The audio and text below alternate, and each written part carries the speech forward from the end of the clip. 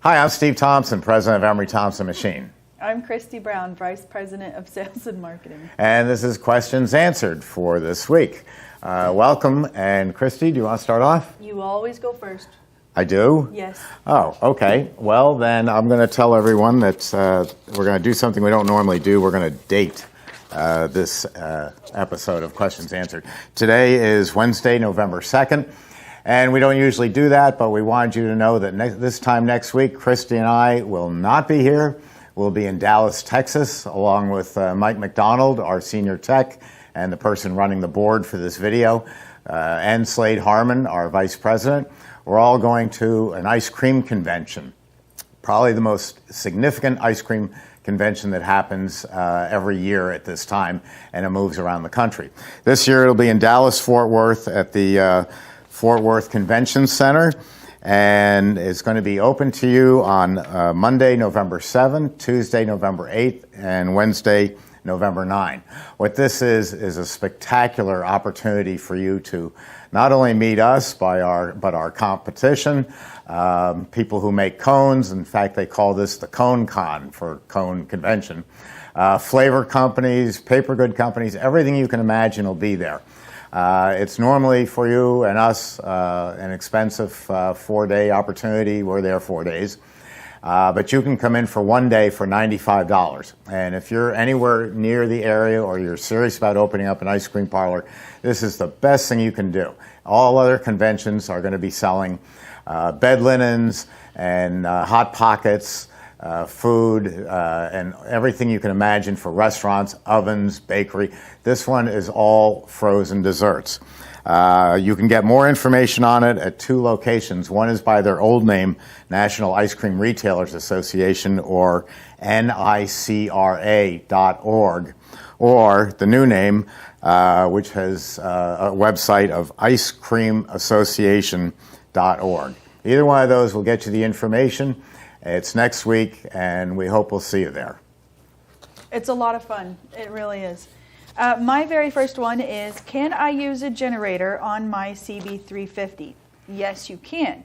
You need a generator that has a minimum running watts of 4,400.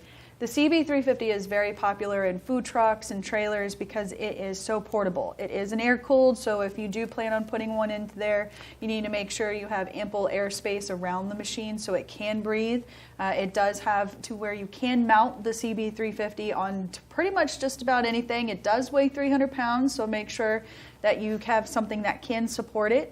So it works very well on a generator, and definitely go out and get one. Put it in a food truck or trailer. I always have simple questions and simple answers. Yeah, but good ones, important ones. People want to know. And with that, I get a complicated one. Customer writes, good morning, Steve. Love all the videos, et cetera, et cetera. What do I need to do with the government, and what government, to actually sell this delicious stuff legally to the public? Really great question. You're going to be under the auspices of your state and local health departments, and if you do any wholesaling, meaning that you deliver it to another store, the federal government's going to get involved too, very likely. But mainly you're going to contact your local health department for starting points, and bring lots of questions to ask them anything you can think of. Call us. We'll be happy to help you with questions. But you want to write down everything they say. A typical question would be, they will tell you, we want a dairy tile floor. Well, that's a gazillion dollars. So you ask them, you just write it down, and then you call us, and we'll give you an alternative to it. Another one is they're going to say, we want you to have a grease trap to catch the grease in the store. Well, you're not McDonald's. You're not selling hamburgers, and so you don't really need a grease trap, but they're going to make you get one, so we're just going to negotiate it down to a very small one. Whatever you do, do not mention about your frozen dessert business that you're going to do any cooking. Don't mention waffle cones. Because now, if you talk about cooking, they're going to want a $100,000 ant sold fire system when all you're doing is basically, toasting bread. You're making waffle cones with a little waffle iron. Just add it later on, and when they see it, then they'll approve it or disapprove it. But for the most part, keep it simple, ask a lot of questions, come back to someone like me or Christy or other people in the industry. We'll help you with the answers, and step by step, you'll get your license. It's not nearly as hard as I make it sound. It's just you've got to do it the right way. Main thing, keep a diary.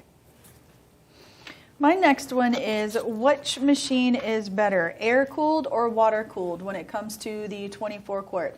Well, one machine theoretically isn't better than the other. They both function the same. They both make the same product. The only difference is one is water, one is air. Traditionally, everybody goes with water-cooled because it's more efficient on keeping itself cool, because water goes in to keep it cool. You don't need to have any ample airspace around the machine. You can shove it in a corner, in a hole, in the basement. Doesn't matter. As long as it's got a water supply, it keeps the machine cool. The 24 quart air-cooled ones, those typically are for, super strict cities that have water restrictions, or those that are on a remote island, way up a mountain. Water is very hard to get to.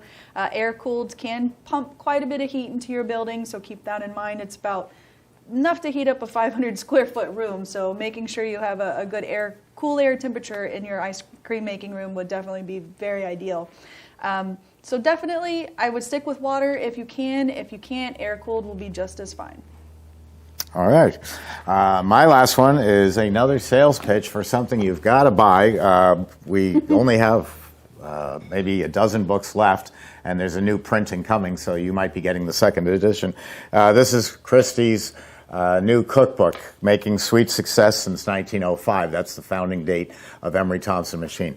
It really is something that will help you tremendously, because unlike any other, it has very accurate formulas, which here's matcha green tea, and it's broken down into the 3-quart machine, the 6-quart Emery Thompson, the 12-quart Emery Thompson, the 24, and the 44.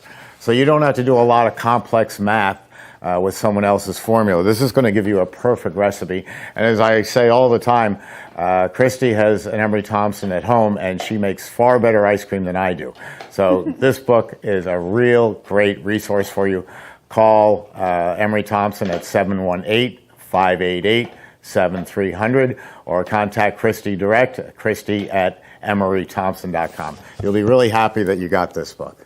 It even has, underneath the photo of the ice cream, it even has, little tips to help. An example, the matcha green tea, it says to sift the matcha before putting it into your ice cream machine so it doesn't lump as bad. So almost every single recipe, if needed, it has a little pro tip, as I call it, underneath each one, so it definitely will help you. I saw one in here, Christy, that says, if you call Emery Thompson for advice on a formula, have the receptionist switch you over to Christy Brown, because she makes better ice cream than Steve. It's right there. That's definitely not in there. My next question is, my gate on my 24 quart or 40 quart keeps sliding back down over the years. What is going on with that? Well, believe it or not, what is keeping your gate nice and snug is these two little gate springs, is what we call them. And they go like this, just facing this way if you're looking at the machine, being the ice cream maker. And they're half moon shaped. And this tension here is what keeps that gate nice and tight. So if you notice when you're opening that gate for your ice cream to come out, or ice, whichever, and it's starting to kind of slip a little bit or slide down, that's a good sign that you need to get a new set of these. Keeps it nice and tight, and that way it'll close really well, keep itself held up. Such a big machine and so simple to operate, and it's amazing. Just these two little things is what keeps your entire gate up. And to put that into perspective, usually people start changing those at the 15 to 20 year mark on their machine. Yeah. So when we talk about a spare part, don't keep them around, because it's going to be 20 years before you need to change those gates. But now you know something new about the machine. We hope we'll see you at the ice cream convention, and we'll be back in 2 weeks. And again, for information on the book, or just want to chat with us, call 718-588-7300. And thanks for tuning in. Bye, we'll guys. See you. Bye.